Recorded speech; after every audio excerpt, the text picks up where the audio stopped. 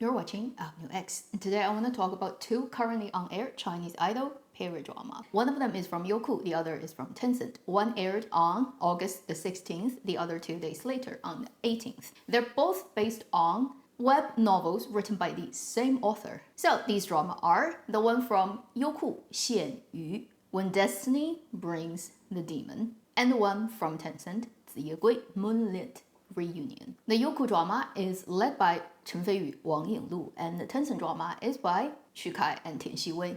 Other things that may be interesting for you to know, the Youku drama started shooting at the end of 2023, December, and then finished in April in 2024, whereas 子夜归, Moonlit Reunion started in January 2024, so slightly after, and then finished in May. If you look at the director of the 线鱼 project, it is by the director Wen Deguang, who has previously actually done some very, very well-known Chinese dramas, including back in 2017, I believe, 延禧攻略. He also actually directed a drama I highly appreciate, a medical drama called 关于唐医生的一切, the Qin Lan and Wei Daxun drama that I really enjoyed. Whereas for the Tencent one, Moonlit Reunion, it is also directed by a very, very interesting director, Lü Haojiji. This person is the son of a generation ago or two Chinese writer and also drama maker Hai Yan. You just go to China and you say the name Hai Yan. Pretty much every person who is, let's say, older than 30-year-old will be very familiar with this name.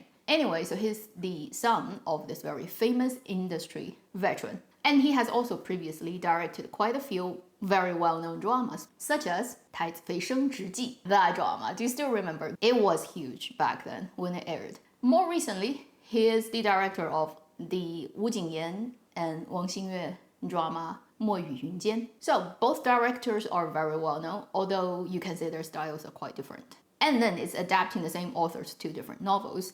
And then it's casting these popular traffic actors. So in many ways, you can definitely compare them. Not to mention similar airing time, similar making time, similar length, similar. The only difference I'd say is one is a typical 修仙仙偶 story, whereas the other is 妖怪 and human story. I am up to date to the latest episodes of these two dramas. 线鱼 I've watched 12 and then 子夜归 9 because that's how far they've aired. So this video is based on these episodes I've watched, and basically I'm making this video because I'm making a video every week, and since I've already watched that many episodes, might as well just talk about them, but also just help you figure out if you want to invest your time, which one might be better choices for you, or maybe neither. So, generally speaking, overall, both of them are okay, watchable period idol dramas. But if you are hoping for great works, very engaging plot, great performances, great characters, high production standard, any type of potentially exploding really big type of period idol dramas that usually happens like once or twice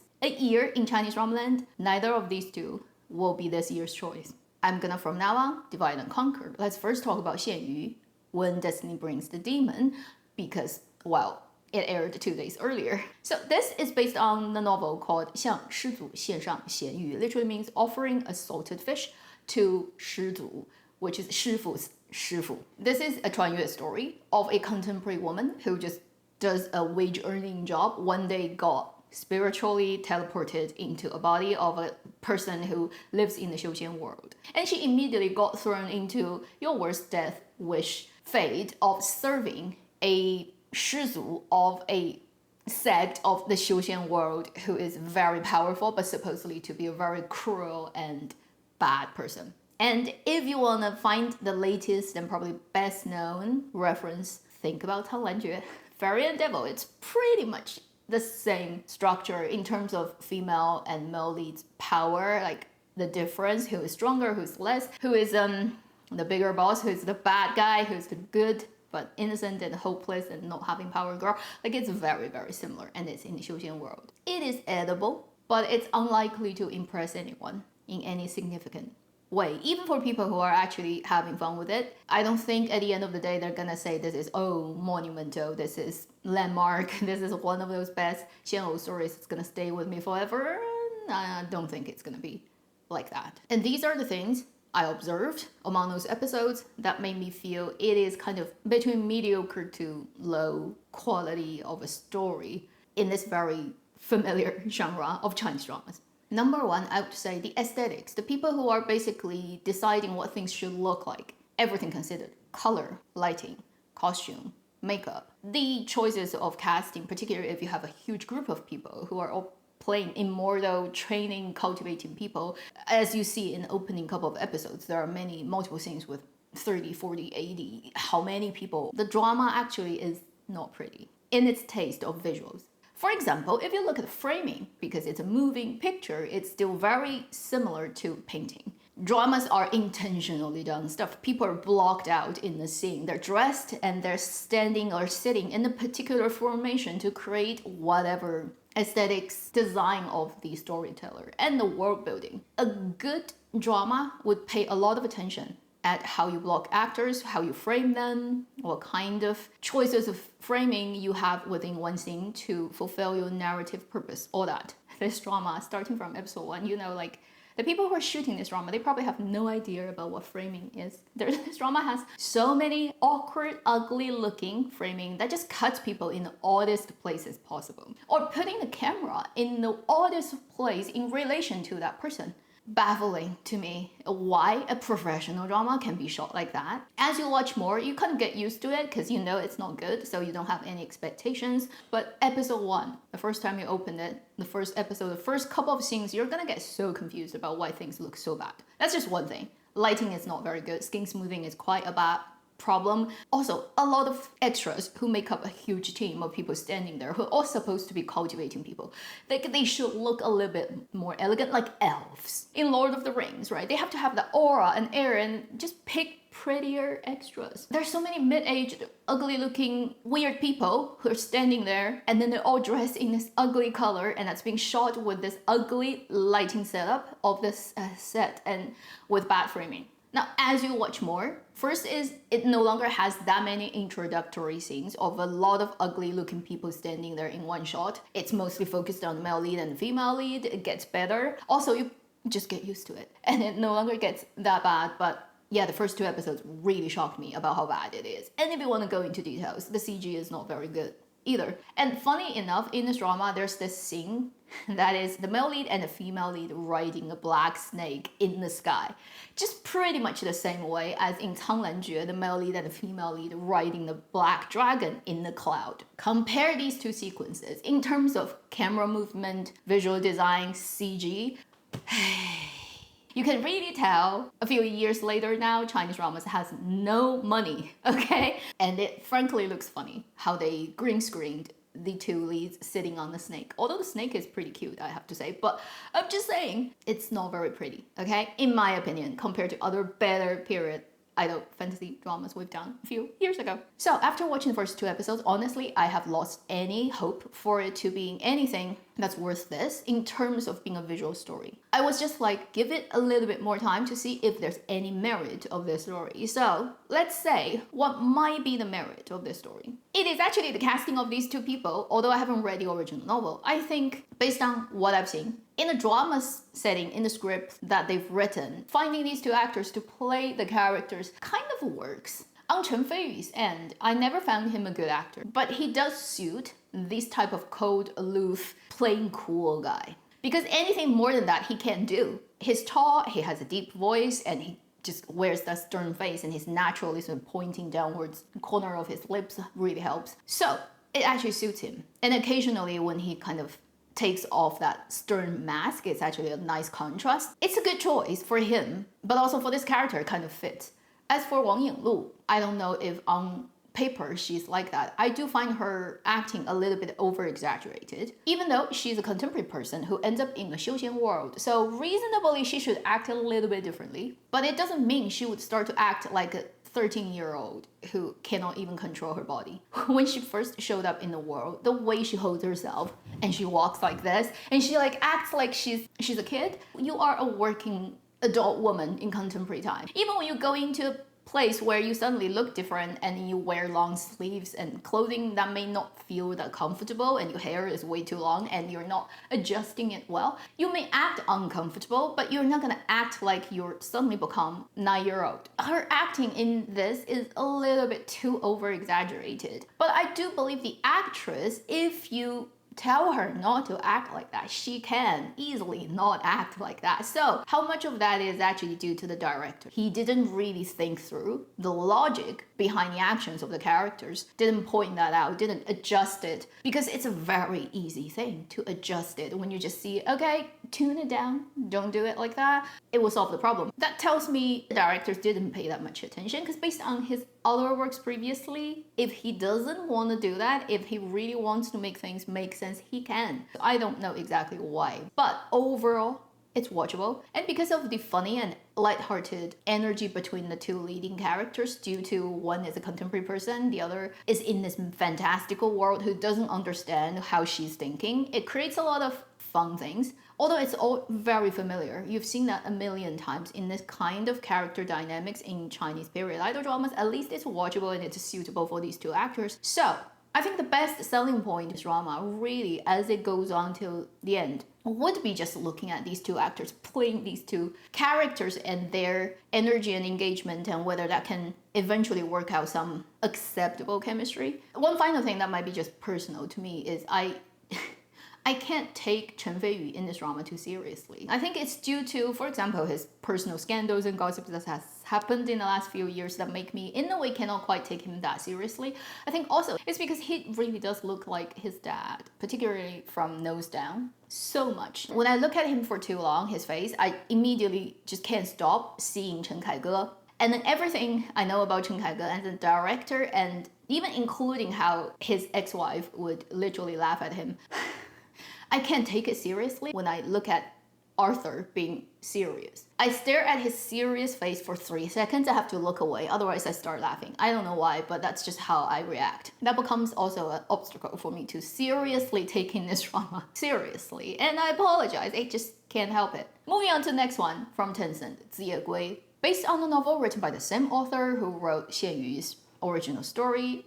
The original title of this novel is even funnier. It's 梅夫人宠夫日常, Mrs. May's daily life of spoiling her husband. So thank heavens they didn't keep it and used Ziyegui. Imagine how weird and funny if they kept the original title. This one is led by Xu Kai and Tian Xiwei, and it is in Tang Dynasty, set in real time but not based on real historical figures, and it is a story, you can call it 志怪. It is talking about 妖怪, it is talking about those supernatural beings that are not human, a tradition in Chinese literature that during Tang Dynasty, in real time, was actually really popular back then. You can think about it as a very similar setup as 无忧渡 earlier this year from Aiqi, the Demon Hunter's Romance. It's pretty much that kind of setup. The only difference is, in this story, our male lead character is still the guy who chases down demons and who hunts them and who has all those powers and who learns the skills, but he's a man, he's not any supernatural being. Whereas the female lead, instead of being a human, she's actually a yao, or a half human, half yao. As the story goes on, you'll find out exactly why.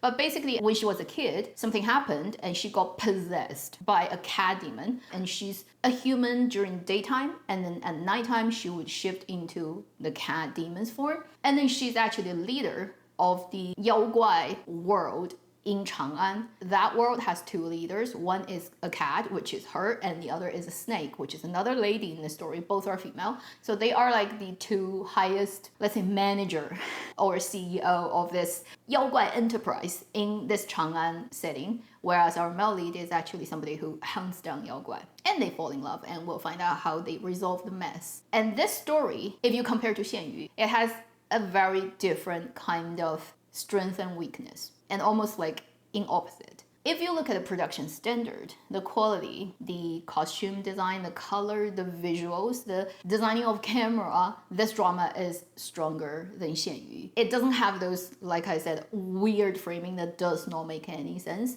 and not being a very fluid visual storytelling. In those departments, Ziyegui Moonlit Reunion does a much better job, but that's this drama's strength over that drama, probably the only one. In terms of storytelling quality, whether the story is as engaging and page-turning, it's in no ways stronger than Xian Yu. It may be similar, it may be even weaker, but it definitely is not stronger. Our female lead is the younger sister of the current empress, so she's actually an aristocrat and high-class person, but obviously her friends and family doesn't know she's actually a cat demon. And the male lead is a normal guy who has a very low-level position in a bureau of the government that doesn't really get noticed that much. You have a stronger woman in every sense, switching the female and male traditional power structure. Yet they didn't really do much with that structure and have any hard work put in to dig out the potentials of switching the male-female power relationship and how you may play that in a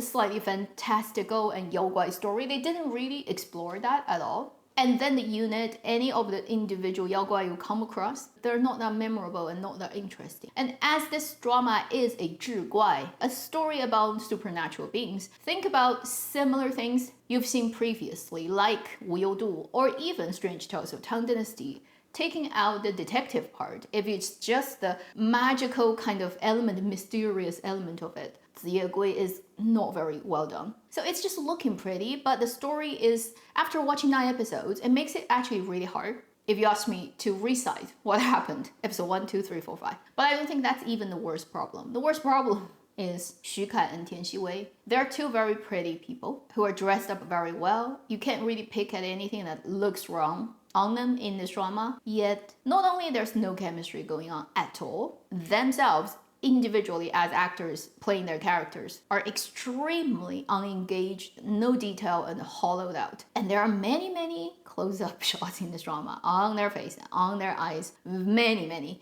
And you will see how zoned out both of them are. Xu Kai always has that little bit zoned out look, and it doesn't help that he can't use his own voice in period dramas due to his Mandarin is not very good. He only does that in contemporary dramas. And when he speaks himself, at least you can feel the person is there. It's real him. But he gets dubbed by a voice that's not his, and you know it's not his pretty eyes, but very unengaged. Like, you don't know where he's focused on. Similar thing happens to Tian Xiwei, where she has those huge doe eyes, and I mean, yeah, she looks pretty, but her eyes are even darker and like there's no spark in it. And when she looks at you, you don't quite know if she's looking at you. It's like, or she's looking at something else. Like, it does not focus. Neither of them focuses their gaze at anything. There's no spark in their eyes. They're very hollowed out and zoned out. And I don't know why, but when you have that, there's no way that you're gonna engage with the other person. There's nothing happening on their own end with their own characters. They can't think of the details.